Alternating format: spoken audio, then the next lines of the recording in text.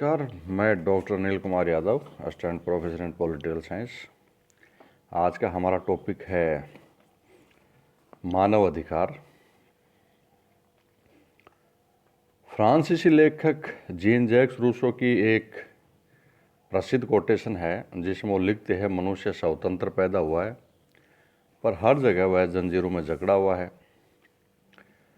अपनी इस कोटेशन में रूसो ने शोषण एवं असमानता के बंधनों में जकड़े हुए जनसाधारण की स्वतंत्र होने की और स्वाधीनता, आज़ादी तथा समानता का बेहतर जीवन प्राप्त करने की अभिलाषा को अभिव्यक्त किया था। जो अधिकार है वो देखिए मानवीय जीवन की वह आवश्यकताएं है जिनके बिना कोई भी व्यक्ति अपनी व्यक्तित्व का विकास नहीं कर सकता है। अधिकारों के बिना मानव जीवन के अस्तित्व की कल्पना भी नहीं की जा सकती है।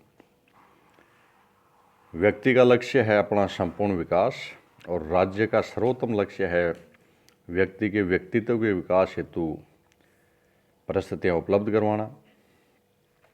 अमेरिकी और फ्रांसीसी क्रांतियों के पश्चात मानवीय अधिकारों की जो घोषणा हुई उसके द्वारा मानव के महत्वपूर्ण अधिकारों को स्वीकार किया गया है। हालांकि संयुक्त राष्ट्र संघ के चार्टर में मानव अधिकार संबंधी पृथक घोषणा तो शामिल नहीं है, लेकिन चार्टर में अनेक जगहों पर मानव अधिकारों का स्पष्ट उल्लंघन किया है। मानव अधिकारों को राज्यों के बीच संगठित सहयोग स्थापित करने तथा संयुक्त राष्ट्र संघ के चार्टर उद्देश्यों को क्रियान्वित करने के लिए आवश्यक समझा गया है।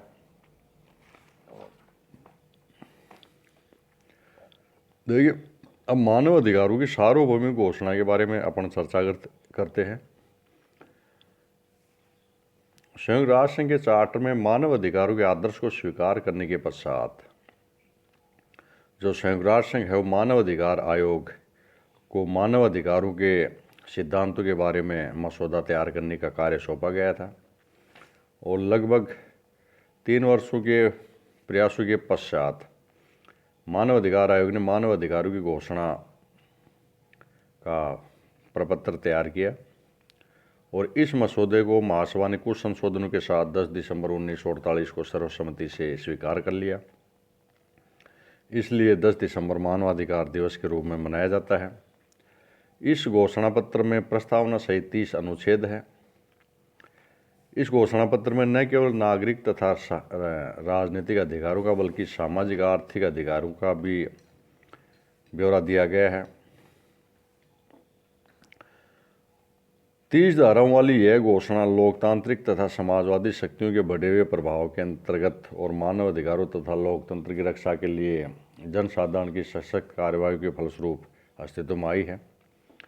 और इस घोषणा पत्र में 30 अनुच्छेद हैं और इन अनुच्छेदों में मानव अधिकारों के बारे में विस्तृत रूप से बताया गया है।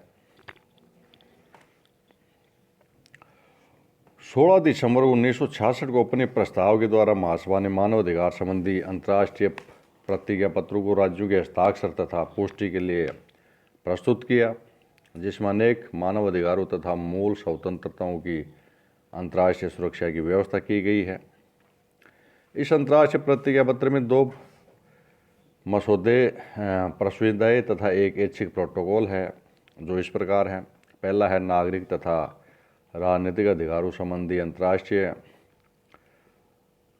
प्रस्ताविता, जिसे कोवेनेंट कहते हैं। दूसरा है आर्थिक, सामाजिक तथा सांस्कृतिक अधिकारों संबंधी अंतर्राष्ट्रीय प्रतिज्ञा पत्र और तीसरा है राजनीतिक अधिकारों संबंधी प्रस्ताविता की वैकल्पिक व्यवस्था।